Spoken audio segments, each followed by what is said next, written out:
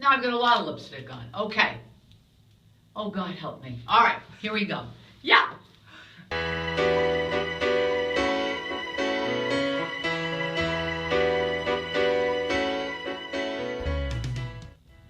Well, when I did the Broadway run, and thank you for your question, I had no expectations at all. We were starting something brand new and a reimagined version of Pippin, so I didn't have any expectations when I was out there.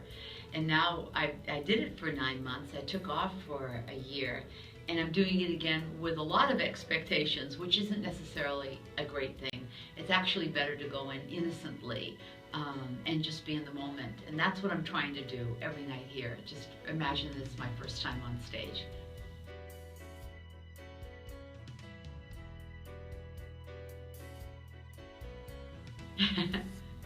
Well, I don't know what the alternative is. The alternative would be not to get up. And when you get to be my age, you honestly value and cherish every moment. And it's what Bertha sings in Pippin, that it's time to start living because soon spring will turn to fall. So I'm very cognizant of just being grateful for every moment. And that's how I start my day, with gratitude.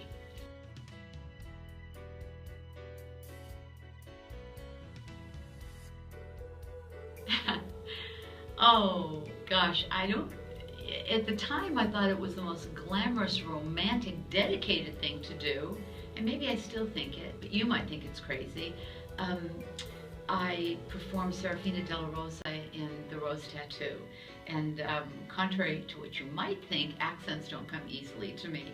So I booked a flight to Sicily, where Serafina was first from, and I stayed there for 2 weeks, and I had a little tape recorder with me, and I sat on a park bench or went to a restaurant. Any place I went, I would ask Sicilians what they thought of something, and then I recorded how they responded so I could get the accent in my head, and also I could get the sense of working class people.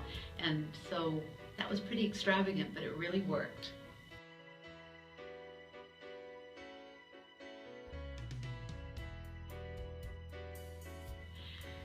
Well, Renee, that's a sensitive subject since today I'm so not in shape, having been eating Danish pastries for 3 days.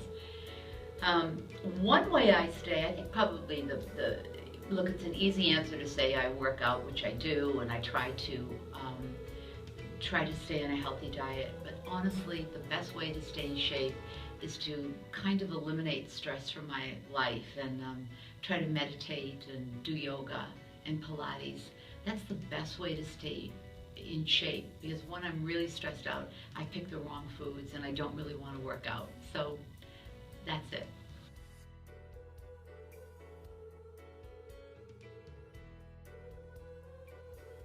Oh, Jeffrey, thank you. I love that monologue. Nia Vardalos wrote every single last word in that monologue.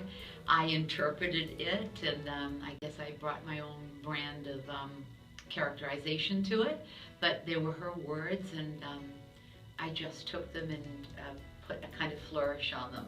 So thank you, and thank her.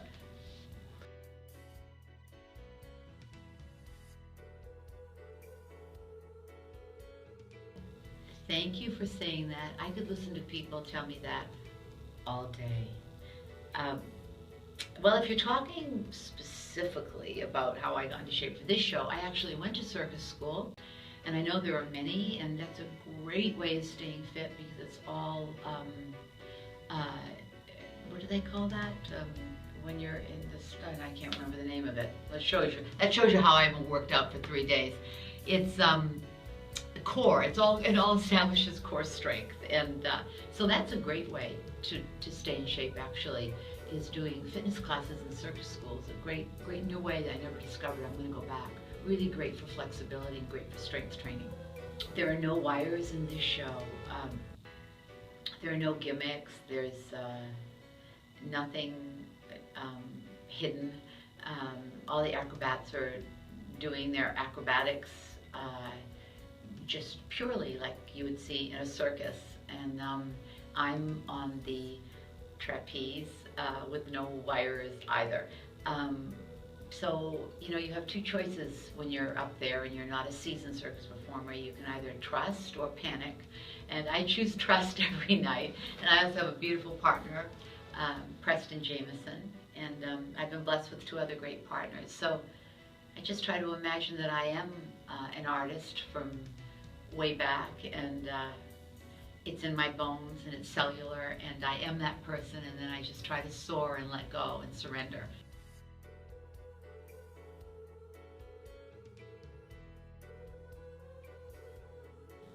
I wish that I'd seen more of San Francisco, but I could literally walk the streets from the moment I get up until I go to bed at night. It feels like there's a different culture in every corner, and it feels, I don't know, there's a kind of hidden surprises every place I go. Little alleyways and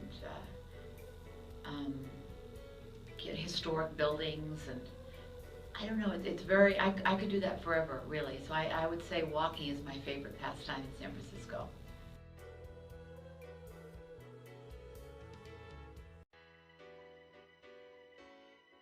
So many of my dream roles I'm too old for now, sadly. I wish I'd dreamed them earlier, but you know, I've never been one to set goals, really. I've taken opportunities as they've come. So I just imagine there's going to be something out there. And if I just dream to do something that I can grow with, I know that it will be there.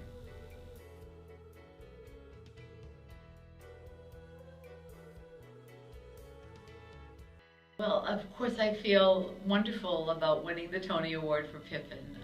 And it was totally unexpected. And I didn't even think it was an award-winning role, actually. That's not why I did it. And sometimes I do parts because I think it's going to maybe bring more attention, or I don't know, or they're great cameos. But honestly, I did this show because I love the message of the song, and I really love the reimagined circus elements. So there you are. Wow, see, people are warming up. We're doing a matinee in about 1 hour.